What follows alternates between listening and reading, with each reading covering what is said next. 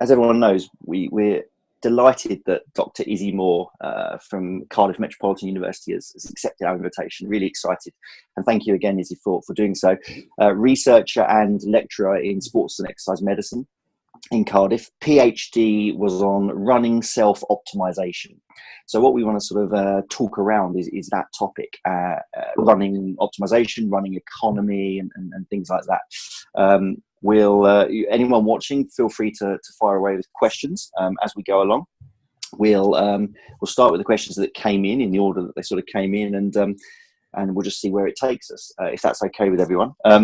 So first off, a really easy one for you, I'm sure, your bread and butter, but a pretty solid question, because it might be something that listeners aren't fully aware of. But what is running economy? Yes, so running economy, it's a determinant of running performance. So there's a few key determinants, and it's just one of them. It's the rate of oxygen you consume at a given submaximal speed. So the two kind of important components there are submaximal and at a given speed. So we can essentially standardize your oxygen consumption by your body mass, but also by either the distance that you go or the speed that you're going at. So effectively, if you have a better running economy, it means your oxygen consumption is lower. So it's kind of, it takes a little bit to get your head around that concept. So better is actually a lower in that respect.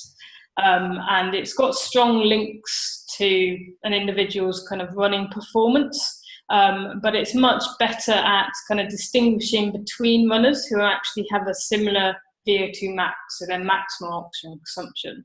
But when you have a fairly wide-ranging maximal oxygen consumption, so like me versus someone like Paula Radcliffe, for example, she's got far superior VO2 max than I ever would, so that would actually differentiate us a lot better than our running economy, even though mine would still also be worse than hers as well. So it's one of the main determinants of performance. Awesome. And a second part, like, do runners care, or should runners care? And I don't just mean your Paula Radcliffe's, your elite runners, your runners that come through our sports and exercise medicine clinics, injured or uninjured. Like, should they care? And in your experience, do they care? Yes, it's quite a good question, because most probably would never actually know what their running economy is, because you need to be able to come into the lab, measure your oxygen consumption. But in essence, if you improve your oxygen consumption, you could either run further, because you can run for longer, or you can potentially run faster for the same kind of oxygen consumption as you could previously. So theoretically, you could finish a race quicker. I guess the other argument is, if you have a lower oxygen consumption, your running should also feel a bit easier. So you might expect their kind of perceived exertion to also decrease as a result. So it could get people out, running a bit more as they get more comfortable running and feel a bit more easier to do so. That said, like I said, in terms of your VO2 max, for a lot of us will probably be our main determinant. So if you're just kind of running and trying to hit the performance gains, that's probably the thing to focus on in the beginning.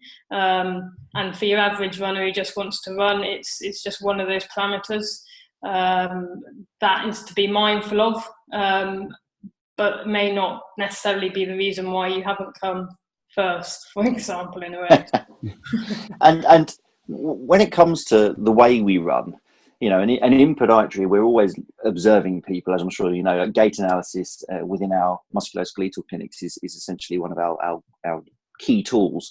So we're always looking for things, and we've been guilty in the past of sort of comparing what we see to some predetermined definition of normal or ideal. So when it comes to running technique, I'm sure you get asked this a lot. Is there, in the context of economy or efficiency, performance, is there one best way to run for everyone?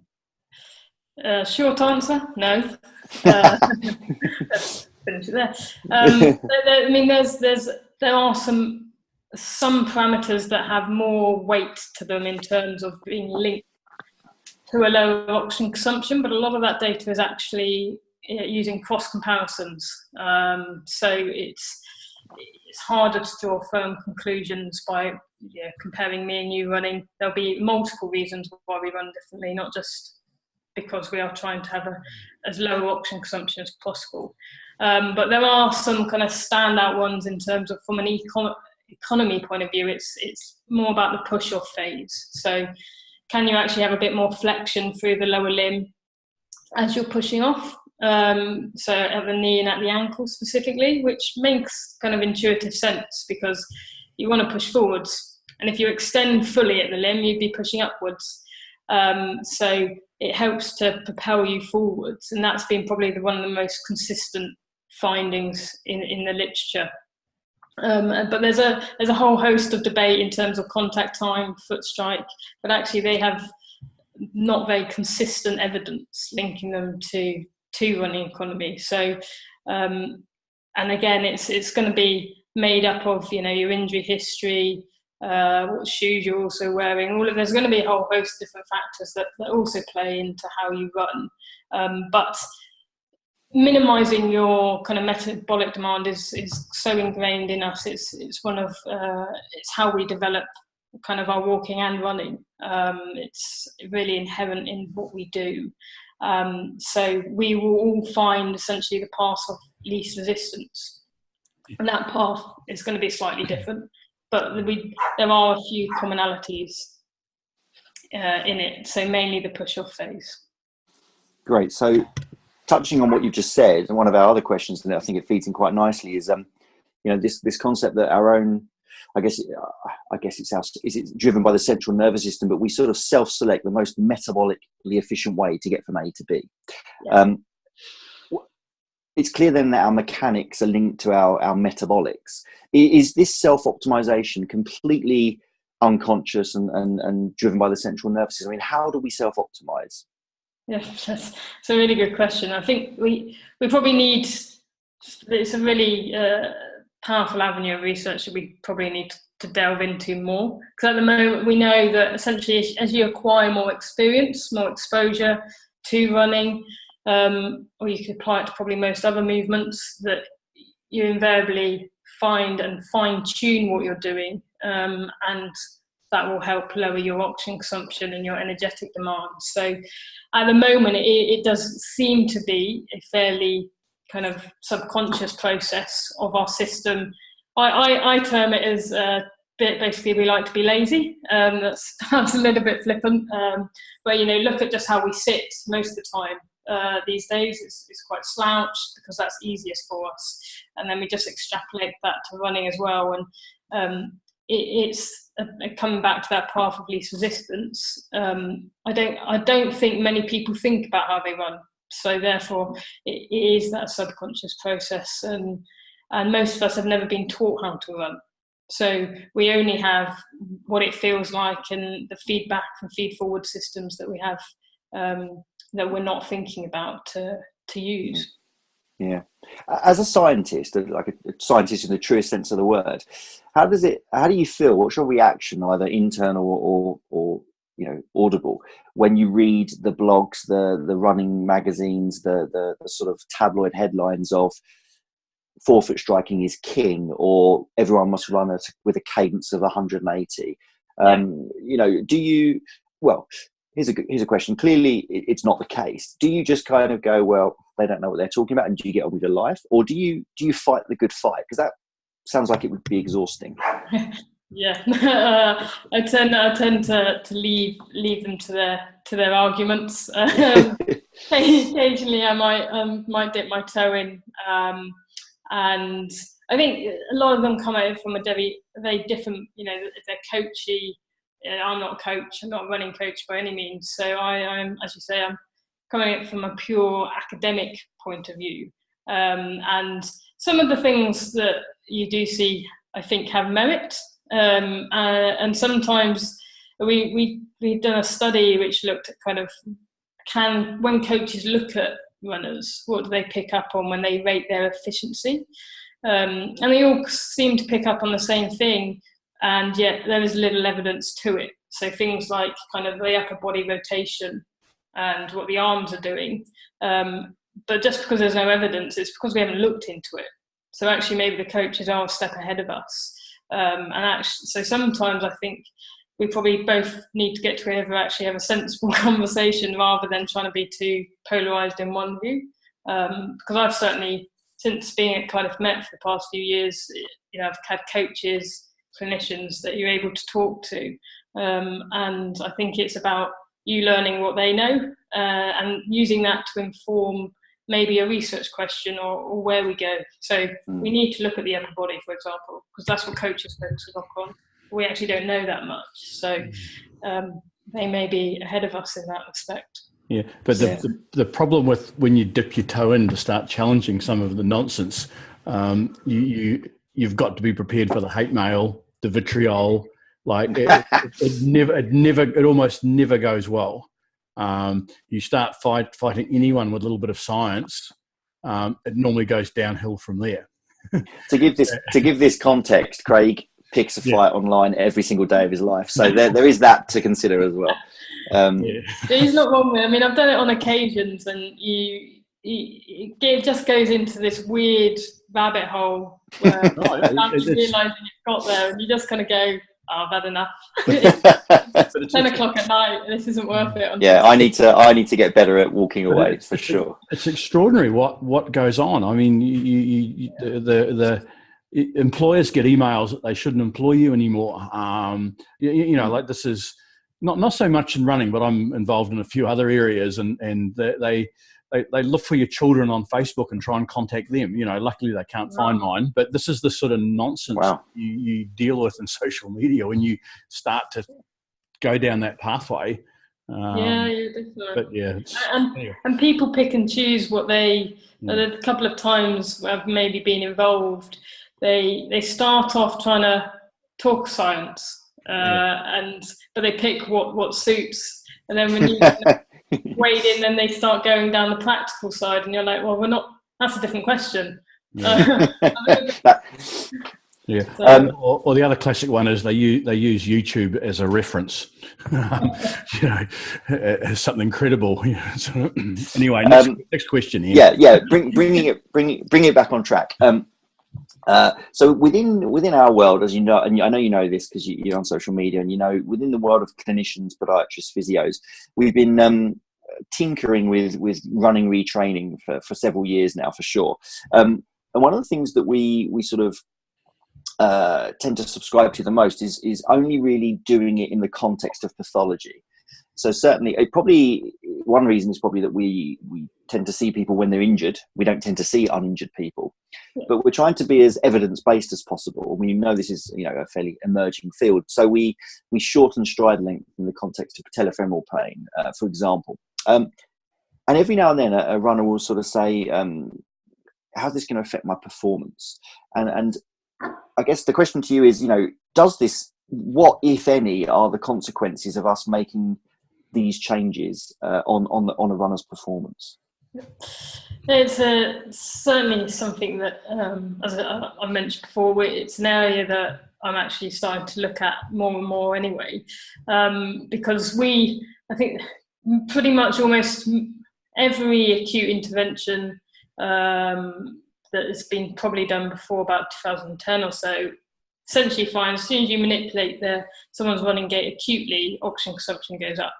So whether that's footwear, whether that's stride length and frequency, foot strike, in the main, we tend to see oxygen consumption increases when you're playing around with someone's habitual, their normal running pattern. And stride length and stride frequency get a lot of attention because they're nice, really simple metrics to measure from our point of view when people understand them as well. And stride length, we know that if you actually you only manipulate it a little bit, so about 3% shorter than what someone's already doing, there are certain kind of loading that does reduce. Not massively, but it does, and their oxygen consumption won't change. But once you get out to increasing or decreasing it by 6-7% or more, oxygen consumption will increase. So there's probably this narrow range that we can play around with a little bit, but once you start kind of making larger changes, invariably it's going to increase. But some of the work that I'm waiting for my co-author to red pen the paper I've just sent them, but is looking at how we can best deliver those kind of changes, how we can best ask people to change how they're running, and is there kind of interaction between actually how you ask them to do the change and your oxygen consumption as a result. So can we actually try and get some biomechanical changes that we want, but with the smallest impact on your oxygen consumption? So kind of going down using motor learning principles. So I've got a very intelligent sports psychologist, because that's way beyond my field, to help with that.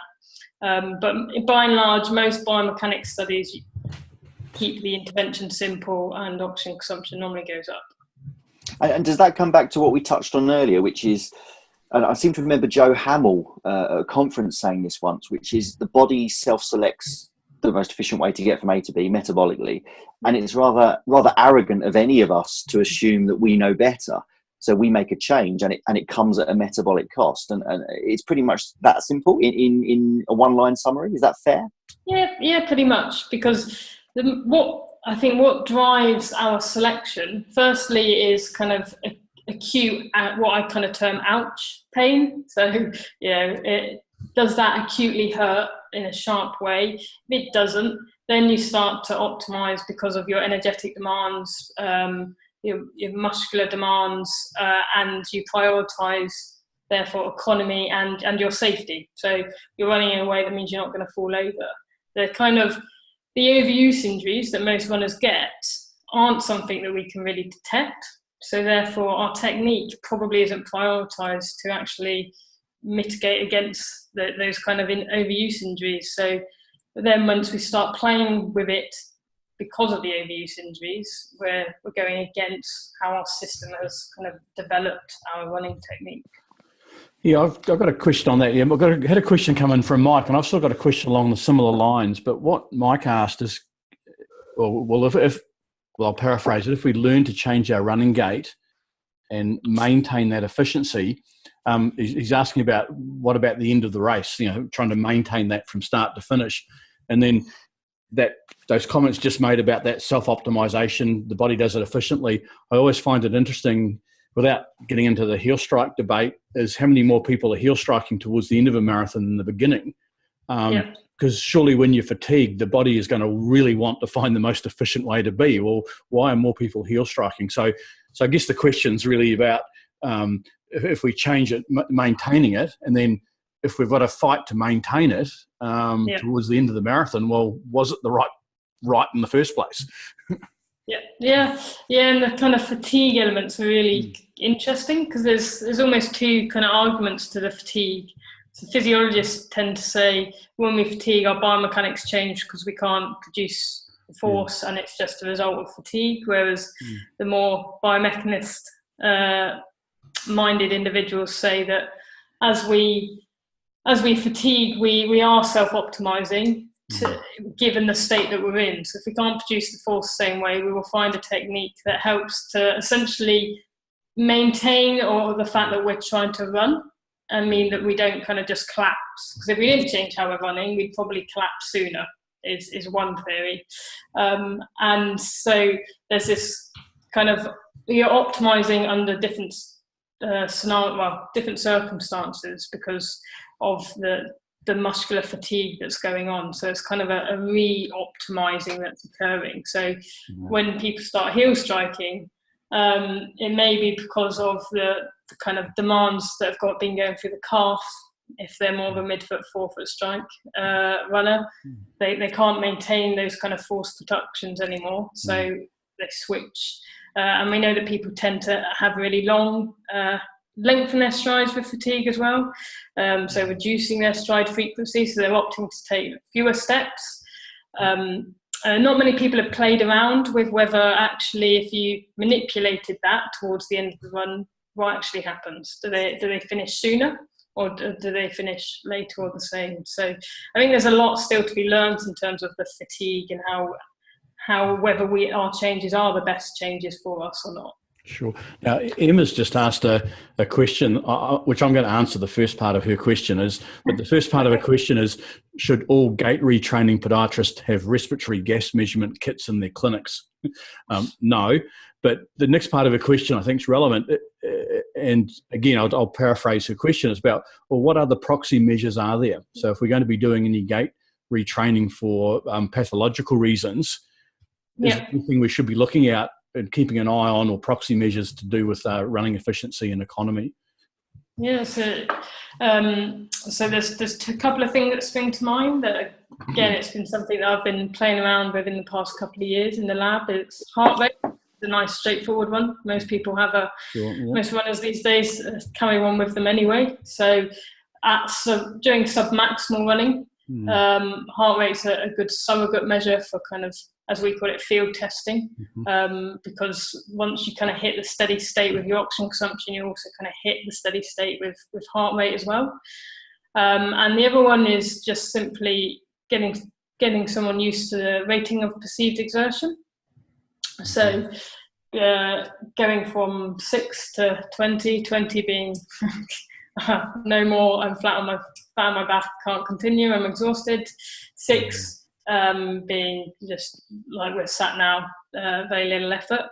And watching kind of, we use both central RPE, which is basically your breathing effort, and we also use something called peripheral RPE, which is kind of what we use as the lower limb muscular effort.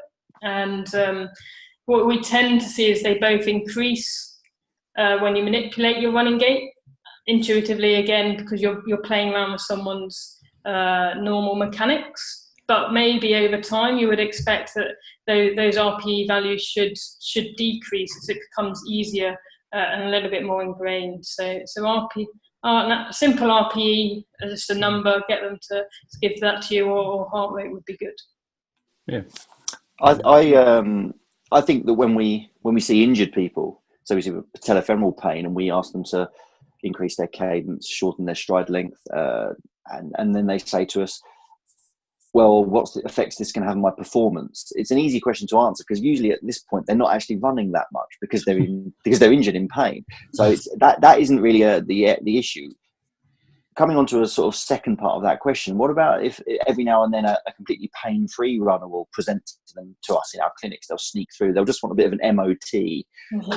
Their friend told them they should have a gait analysis. So they're completely uninjured. They've got their own ideas about what best is. Yeah. Should we be changing the way people run in the context of these sort of, I don't want to use the word marginal gains, but these small potential sort of improvements in performance? I mean, firstly, do we have a really robust sort of evidence base to support that practice? No. Beautiful. In your opinion, with all the work you've done, is it something that we can, as long as we're transparent with the runner, we can entertain? And if so, how do we go about doing that? Yeah, I normally use if it's not broke, don't fix it. So, but I've been asked kind of similarly to you by a few people to look at how they run. So I do, and as I say, it's normally kind of that push off phase. And although there's little evidence, kind of, is there just some uncharacteristic or large asymmetries going on? Again, more from a rotation point of view and what the arms are doing, because some people do very weird and wonderful things with the arms, and if the arms are doing weird and wonderful things, then the legs don't have much hope, because they have to counteract the rotation that's going on at the top. So I tend to team it up with, okay, so here's some of the key things in terms of the push off. Trying to actually normally bring the leg a little bit closer to the body. Now that doesn't necessarily mean their stride length decreases. If they kind of push off with a better force, they may still get the length. But we know if you bring the foot a bit close to the body, then your braking forces should reduce. So in terms of the deceleration you're having to do, that may reduce, which kind of theoretically has a fairly good link to potentially a lower energetic demand. And those kind of, if I was ever going to say anything, it would be small kind of changes, just to get used to, but I would never really advocate kind of large, profound changes, like changing what their foot, going from a rear foot to a forefoot or things like that, because I just don't think there's the evidence to really to pursue that kind of train of thought with people. Yeah, that's good to hear. That's good to hear. Question about running shoes, which are something we love talking about in our world. And this is from a friend and a colleague of ours of the shows, Dr. Simon Spooner. If you were going to design a running shoe with the aim of metabolic efficiency, performance for a given individual, let's say that was me, what variables of mine what are you measuring, and how does that potentially translate into the design of the shoe? So actually, there's things like muscle activity. So actually, rather than just the kinematics and the kinetics, so your movement and force, actually looking at muscle activity and the co-activation of the limb, just you're coming into contact with the ground, because there's this kind of theory of cost of cushioning hypothesis, which is there's an optimal level of cushioning, and that actually when we remove the cushioning of a shoe, our body has to do that. So we have to somehow cushion ourselves when we hit the ground, because we've got a moving object hitting a stationary object. So the argument from footwear people is that the shoes help with that, and therefore actually help lower our metabolic cost. But there are some studies which actually show that there's this kind of optimal level of cushioning. Too much and it's detrimental, not enough, and your body's having to do too much of the work. So potentially looking at kind of when we start playing around with the cushioning, what happens to it's called muscle tuning, as your leg kind of impacts the ground. And also things like cushioning can play a role in stiffness. We know a little bit in regards to kind of some global measures in terms of leg stiffness and oxygen consumption, kind of a higher leg stiffness, lower oxygen consumption. But at the joint level, we don't know enough. And I think we need some more very data-rich studies which have joint stiffness, muscle activity, and kinematics to get a really kind of full picture of what's going on. So I'd focus a little bit on muscle activity in terms of cushioning from a shoe point of view and metabolic costs. And I've just thought actually, when we talk about stiffness and tuning and muscle tuning, we kind of can't help but think of the work of Ben O'Nig and the guys from Calgary, and two things come to mind. And the first is when he was asked to consult for Cirque du Soleil, and he looked at the stiffness of the stage, which was stiffer in some parts and not in others. I think because of where the beams were. And he made the stage, I believe I'm remembering this correctly, a uniform stiffness, so that the central nervous system could predict what that stiffness was and modulate the leg stiffness. And they saw Cirque du Soleil injuries really, really reduce. And then on the performance side of things, we've got I think it was Tom McMahon did the tuned track at Harvard University, where I can't remember exactly whether he made it more compliant or more stiff, but the times at that university were just, that was where everyone ran their fastest times. And I guess that's kind of where Nike were trying to go, with their sub 2 efforts and the shoe. They were trying to tune the shoe. I don't know how much were they trying to tune it to the surface or to the runner's leg? I'm not sure, but do you see that? Is there merit there? Well, here you go. Two questions. Firstly, is there merit there? Secondly, if someone's going to really, really break that sub 2 hour marathon time, where's the answer lie? Is it surely it can't all be in the shoe? I mean, from a scientific point of view, from someone who's studied the economy of running, if that is possible, where's the big win coming from? Yeah, I'll tackle the first part. Sorry, that was really long. Sorry. There's some really interesting work actually in terms of this interaction between surface stiffness and leg stiffness, and it basically involved kind of changing the stiffness of the surface, and then they had actually some surfaces where they camouflage the surface. So people were kind of unanticipated, whether it be harder or softer. And essentially what we try and do is we alter what our leg does to make sure our centre of mass does the same thing. So our centre of mass follows this kind of same bounce in how high it bounces. And we'll modulate our leg based on what the surface is giving us to achieve that. So it does fit in with the shoes and playing around with the shoe stiffness, because we all like to bounce at a certain frequency. That's kind of our resonance frequency, and that's this notion of stride frequency, is that people feel a lot more comfortable changing their stride length than their stride frequency, by and large. I think in terms of trying to break a 2 hour and the shoe, it comes, I hate the phrase marginal gains, but it comes to really about finding what works for the athlete, and probably having the same type of shoe across athletes isn't the answer, because of differences in body types, in muscle fibre, in their general running, and then the stiffness that's within their system already. And it's a really interesting business, because arguably you could say that maybe you should change some of the little things about how they're running if it's those small percentages you're after, but for them to be able to achieve that for a whole marathon. And it comes back to what Craig was talking about in terms of fatiguing and maintaining that. It's pretty hard, and you'd need to almost be doing it for a year or so to be able to run and keep that and not have to think too much about doing it. And that's part. It's kind of this not thinking element as well. That's kind of plays a role in someone's overall fatigue. And therefore has a knock-on effect on their oxygen consumption.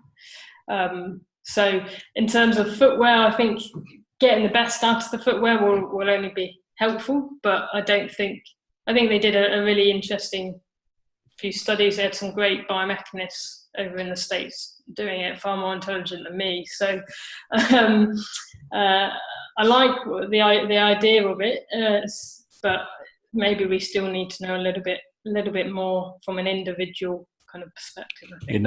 I think exactly. It's going to be very subject specific, and to me, the 2 hour marathon is going to happen when there's incremental improvements in everything, and one of those everythings is the shoe, and that's going to be, to me, matching the amount of cushioning to the individual to get the subject specific in return. But just on that, and I think you might have been referring to them before, that obviously the Nike Vaporfly 4%, which was the shoe developed for the Breaking 2. And I find it really interesting because if you look at from Roger Crane's group, the name, that's where the 4% came from. But if you look closer at the data, there were a few people a bit more than 4%, and there were a few people closer to 1%. So even responding to that shoe was very, very subject specific. So that shoe must have been tuned or done right for somebody in that group that was going for it. But what I find interesting, especially when you look at some of the running shoe groups who've gone out, they've gone out and brought this shoe expecting to run 4% faster. And some of them are running 10% faster. Now, whether that's, and others are not achieving their personal best in these shoes, and they're actually quite disappointed. And I find that quite amusing, observing that going on. But what I want to ask is, they showed on the mean response and the variables they measured, there was a 4% improvement in running economy. What's the strength of the evidence linking that to performance? Like what's the, it's a predictor, but how strong a predictor is that when it actually comes to on the road? Yeah, there aren't as many studies as you think there should be. In fact, I don't really know of many that have made that direct. Oh, we've changed something here. We've changed their running economy. Like, now let's get them on the track and see what happens. There are a few. I think they tend to be more kind of like, I think maybe up to 5K as a maximum distance. Yeah. And like I say, I think you only really see them when it's a homogenous group of people that are kind of already fairly similar, and that's when you'd actually see those differences. So 4% for you and I could be me waking up on a good day or waking up on a bad day, really, you know, because I'd run the race completely differently. So 4% though is a considerable chunk. You know, in training, we've only really seen up to 8% improvements with a dedicated training program over 10 to 12 weeks. So 4% just by changing shoes is incredible, really.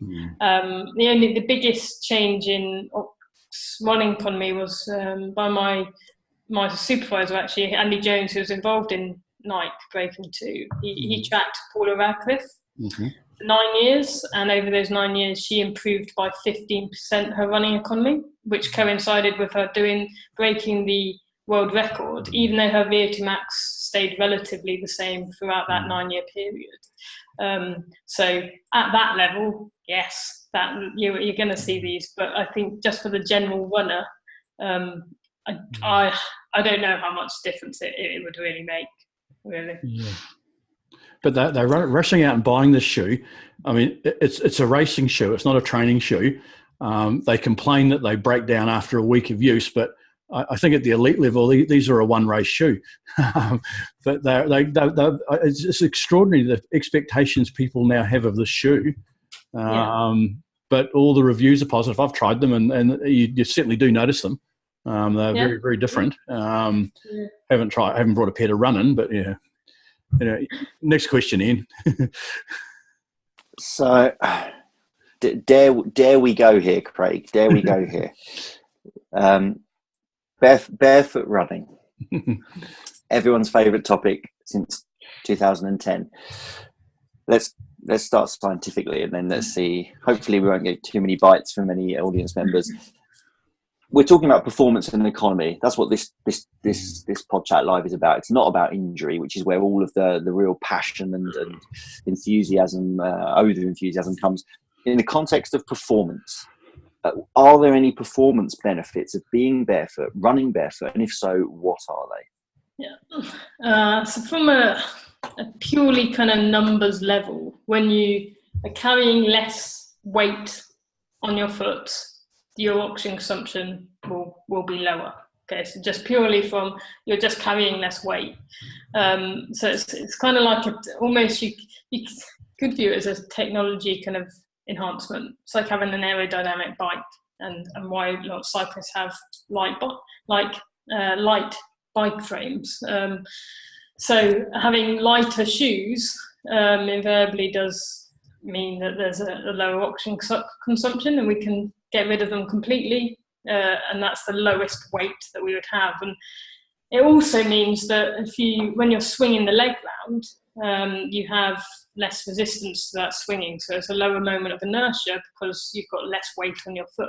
And we know that there's a really interesting study that looked at walking, which said that if you have weight on your foot rather than on a thigh, it has the biggest changes to your metabolic demand of that movement. So carrying chunky shoes means we've got a greater mechanical demand to moving that leg. So there are those kind of links to it. But purely if we kind of just ignore the mass side of it and more the kind of biomechanics changes, if we talk about more of a typical barefoot running gait, dare I say it, the leg does seem to be a little bit stiffer, so that some of my earlier work has kind of the less vertical oscillation going on, a little bit more plantar flexion as you push off, which kind of links back to that less extension during the push-off phase. But I don't think I would ever recommend taking shoes off from a performance point of view, because of the fact that actually we've got this impact modulating behavior that's probably more important than the derived performance benefits. And it will also come down to what surface you're on, and that again, that kind of interaction with the cushioning element, and potentially a little bit more so than your shoes, which can maybe compensate. Whereas now you don't have that. Your muscles may have to do a hell of a lot of work to run barefoot. So yeah, I don't think I would ever, as I say, recommend.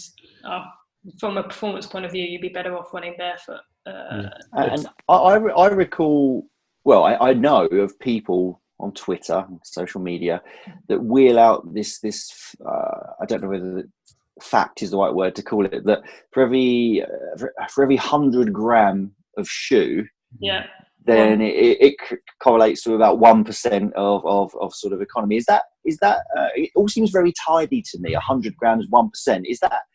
Is that fact? Is that scientific fact? Yeah, there's some decent evidence kind of around it, and there's been several studies now that have gone down this route of manipulating the mass. So you're actually not using shoes, but just actually adding mass to the foot itself. There's some one of the first studies was in 2008, before the big boom of barefoot came in 2010, and it was a nice study that often gets forgotten because it was before the boom, in terms of what they found was, although oxygen consumption didn't change when you're barefoot with added mass compared to shoes of the same mass, you're actually doing more work barefoot.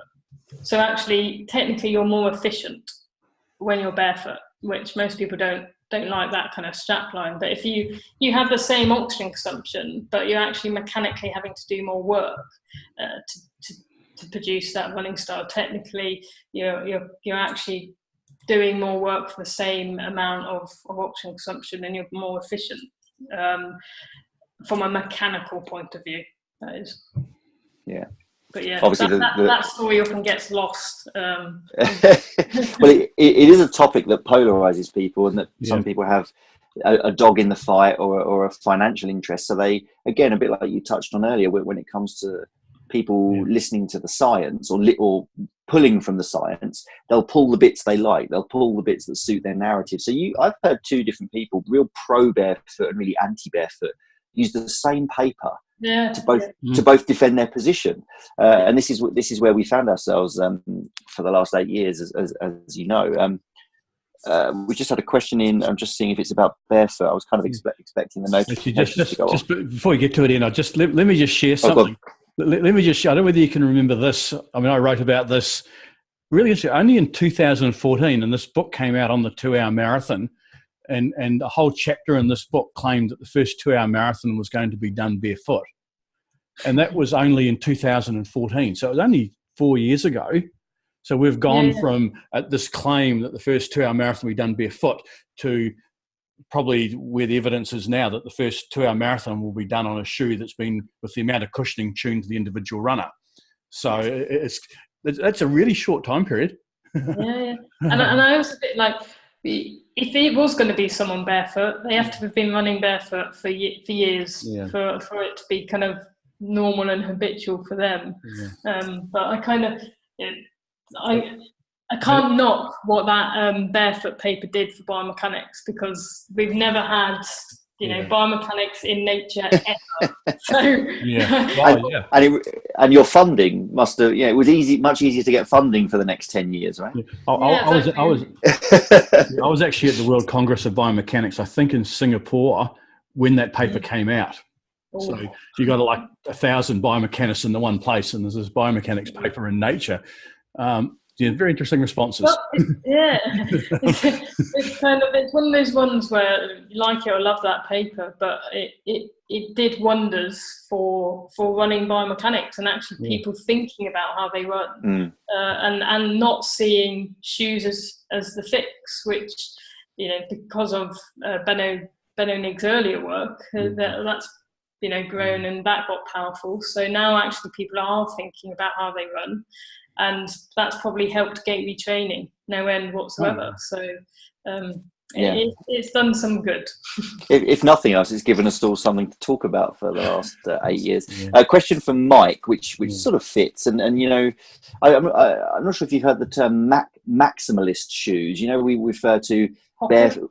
Yeah, exactly. You got it. Yeah. So we no one likes the term barefoot shoes because it's an oxymoron. So then the word minimalist was used, and then your Hockers and the like at the top end being referred to as maximalist. Mike's asking, where does maximalism, I don't know if that's the word, where does maximalism sit, and how does this type of shoe improve efficiency or influence efficiency? Well, we're probably going to have to do another podcast in a year, because I'm actually working with a guy in Memphis, Max Parquet, literally looking at these differences in cushioning using maximalist, neutral, and minimalist, and looking at the mechanics and the oxygen consumption, because there's very little. It will be interesting with the notion of this kind of optimal level of cushioning, that perhaps they're almost too far. It's just, it was almost a given. You've got too far at the one end with the Barefoot and too far at the other end. So, and if they're heavier, then that straight away is your answer. They're going to be. But worse. What's interesting though is these maximalist shoes are heavier, but they're not what I'd call heavy shoes. They're actually quite light. But I almost think we've gone, barefoot minimalist, maximalist. I think we're sort of in the era of energy return, and that's some people might call that maximalist, but I think we've sort of moved on for a little bit from maximalist shoes into, they're all jumping on the energy return bandwagon now. But I still think that's going to be subject specific. I think a maximalist shoe may be more economical on a subject specific level for certain people, but not for others, and it's perhaps sorting that out where it probably needs to head down the track. Yeah, that'll be the next kind of gait analysis in your shoe shop. You'll be using some kind of springy shoes and changing the springy shoes to the next springy shoe to see which is best, rather than the ones. I mean, and ultimately the conclusion we can have here, whether we're talking about shoes or technique, in the context of performance economy, is there isn't a one size fits all, which just pretty much, of the 16 episodes we've done, regardless of the topic, it just seems to be the way we end almost every single live, and it doesn't sit well with the general public. It doesn't sit well with marketing of things. People want that dichotomous black and white pigeonhole approach, and future work, and I'm sure you've got numerous projects planned. Do you ever think we're going to get anywhere close to that, or do you think that is always just going to be the ideal that's never achieved? What a one size fits all kind of? Well, just being. Probably not a one size fits all, because I think we know the answer to that. But are we ever going to get to a point where we can say with pretty good confidence, when someone comes into our clinic, this is the best way to run and this is the best shoe to do it in? No. I think there's too many kind of moving parts to it, really. I think, and in some respects, research is a bit behind the curve. Only now are we starting to, over the past few years, see people actually put individual responses, and rather than just going, oh look, here's a nice group mean, it showed what I want it to show, but don't worry about people. So I think we need to start actually doing more kind of individual response stuff, and taking into account loads of factors, not just some kinematics. We need anthropometrics, and using probably a little bit fancier stats in what we do, if we are to try and get to a point where we can kind of go, okay, well, you run like this, you've got a leg length of this, and so on. But I think we're a long way off ever really being close to doing that and doing it well. No, I think those subject specific responses and what determines those is going to go a long way. But it's also possible that we might come up with, say, two predictors that contradict each other, like it's sort of, but just, we're just about ready to wind up, but I just make a comment to get you to respond to it. And I look back on all the debates that have gone on the last 8 years, lots of rhetoric, lots of propaganda, lots of science, lots of everything.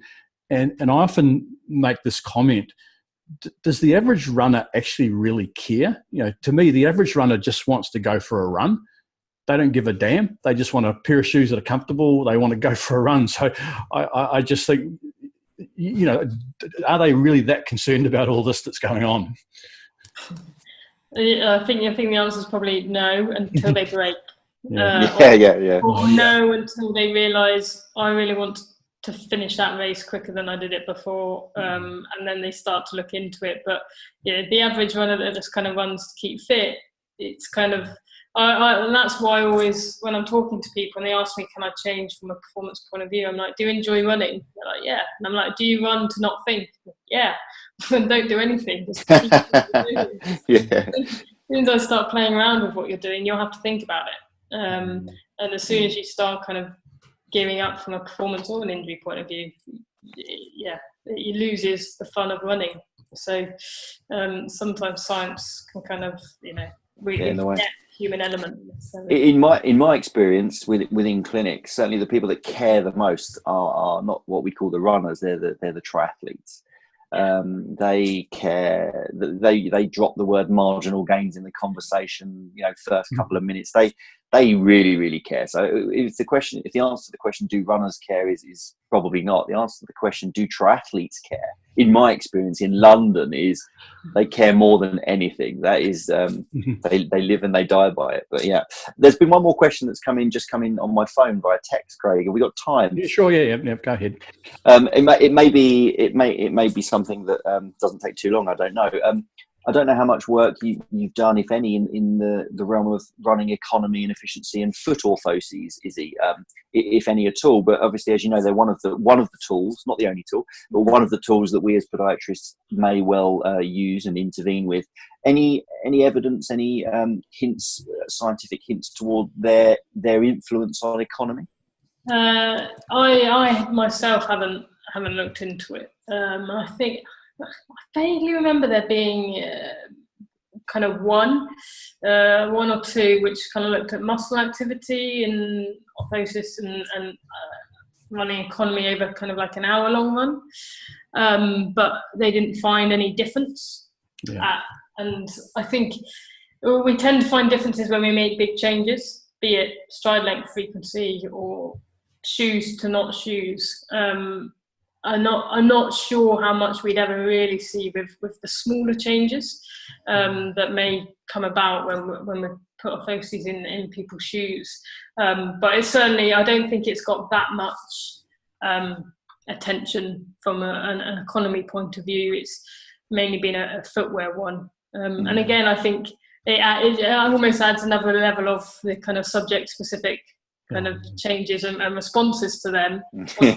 Than measuring the oxygen consumption. I think if you think running shoe research is complex, I think the whole issue when it comes to foot orthotic research is even more complexer. And then add the two together. Let's go home. Springs in a series, gets complex, doesn't it? Yeah. I don't have any more questions, Craig, unless you do. I think it's probably a good time to finish. It's almost been an hour. So lovely. Thanks, Izzy. It's been really, really well. We've had a lot of people join in. I see Nitsy's just joined in. Michael, you've just missed it all. You're going to have to come back and watch the replay. So thanks again, everyone. Thanks for watching. Please head over to our website and our YouTube channel and subscribe to us. Like us on Facebook so you can get notified of when these happening. So thanks again, Izzy. Thanks, Ian. Thanks, Izzy. Yep. Great. It's been a great pleasure. Thank you, guys.